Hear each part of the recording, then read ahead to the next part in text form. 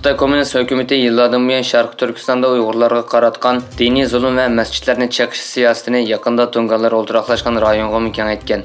Bu arqa görünüşdə musulmonlarga təvə restoranlarning viviskisidagi arabcha xatlar və mahsulotlardagi halol belgisi cheklangan. Shundaqla masjidlar vayron qilinishga boshlagan. Baş shtabi İtaliyaga joylashgan Zimiston tor bekitidagi uchurlarga qaraganda 7-ayning 22 kuni Xitoy doiralari Yunnan o'lkasining Shadian shahriga joylashgan Tunganlarning Makkasi deb atilgan tarixiy cho'ng masjidni chaqmoqchi bo'lgan. Egilinishcha bu qadimiy masjidning qurilishi 1684-yilda tamomlangan bo'lib, doirlar uning sirtqi ko'rinishini xitoycha uslubga o'zgartirishga boshlagan.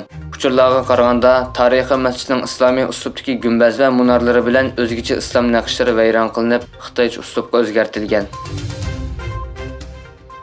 Amerikada garchi Uyg'ur kishilik huquq qonuni va Uyg'ur majburiy emgikining oldini olish qonuni ma'qullanib ijro qilishga boshlagan bo'lsa-mu, lekin kutgan unumi ko'rilmaganligi uchun Amerika Davlat Majlisi a'zolari Jennifer Waxton bilan Carlos Jimenez boshchiligida tuzilgan Uyg'ur majburiy emgiki mahsulotlarini fosh qilish qonuni rasmiy tanishtirilgan. Bu qonun Uyg'ur majburiy emgak kuchining ishlatilishiga qarshi turish va yer shari ta'minlash zanjirini qo'g'dashni maqsad qilgan. Qonun ochiq oshkora va mas'uliyatchanlikni ta'kidlash orqali shirkatlarni ta'minlash zanjirida Uyg'ur majburiy emgikining bor yo'qligini tekshirishga va oshkorlashga chaqirgan. Algeriya prezidenti Abdulmajid Tebbunning 17-iyuldan 21-iyulga qilgan Xitoy ziyorati siyosiy va bexatarlik sohasidagi hamkorlikni cho'nqurlashtirib, iqtisodiy munosabatni yaxshilab, ikki davlat munosabatini cho'nqurlashtirish va Algeriyaning kesak oltin davlatlariga a'zo bo'lish masalasini yangidan kun tartibga keltirishga turtki bo'lgan. Egilinishcha prezident Tebbun 2019-yili vazifaga o'tirgandan buyon tunji qatam Beijing qilgan ziyoratida Xi Jinping bilan 19 kelishim va tushunish eslatmasi imzolagan.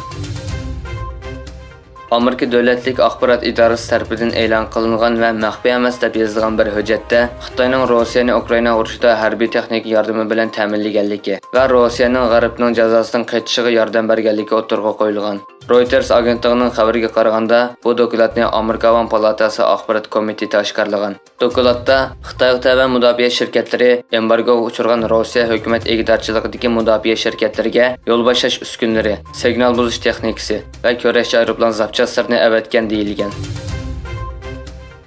Kyoto agentligining xabariga qaraganda, G7 davlatlarining Ukraina-Rossiya urushi sababidan Rossiyaga qaratgan jazosiga asosan Yaponiya mashina eksport qilishni cheklash doirasini kengaytgan. Bu cheklama yangi va nemkesh benzin va dizel mashinalari bilan birga motor silindr sig'imi 1900 kub santimetrga yetilgan mashinalar, shundoqla elektr va aralash motorli mashinalarni o'z ichiga oladigan. Yaponiyaning iqtisod, savdo va sanoat ministri Nishimura Yasutoshi jazoning xalqaro jamiyat bilan hamkorlashib qat'iy ijro qilinadiganligini bayon qildi. Rossiya prezidenti Putin Ukraina krizini hal qilish uchun suhbat berish kerakligini, lekin buning to'sqinlikka uchraganligini bayon qilib mundaq dedi. To'qinish Amerika va Shimoliy Atlantik Ahdid tashkilotining Rossiyaning bexatarligiga tahdid paydo qilganligini asos qildi. Ular Rossiyani o'z ishiga olgan hamma odam uchun barobar bexatarlik masalasida suhbatlashishni rad qildi. Ukraina hokimiyati suhbatlashishni rad qildi.